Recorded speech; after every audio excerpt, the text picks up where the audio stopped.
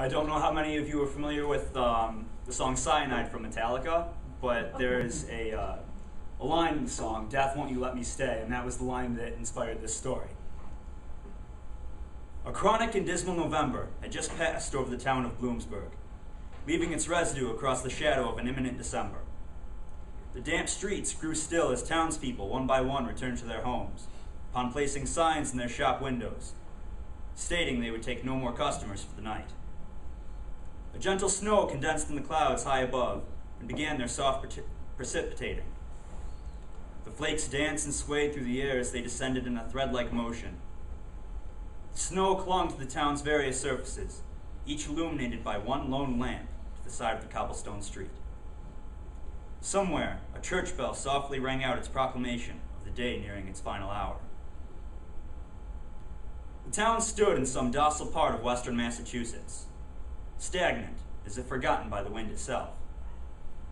In one dimly lit office sat the only townsperson still resisting the urge to drift into a welcoming sleep. Sitting at his desk, in the darkness of the room, the doctor of the town scribbled away in the handwriting that comes only with a degree in medical school. He was a tall man. On his face he bore the many scars of age and sadness. A frown, chiseled into his face by many years of disappointment, seemed permanent. His gray speckled hair was brushed back over his face. It was near midnight when the doctor decided he had better be heading home. He placed his things in his leather briefcase and spun around in his swivel chair to get up and leave. And that was when he first saw the figure standing in the doorframe. There was no way of knowing how long this man had been watching him from across the office. When unable to find his eyes, the doctor froze in his place, petrified. A dark cloak floated above the floor, covering a cloud of black smoke. A hood had been draped over the head, shielding any signs of a face from view. The room suddenly felt very cold in the presence of this entity. "Dr. William James Fletcher," the voice boomed from somewhere within the cloak. The blackness swirled within him ever so slowly.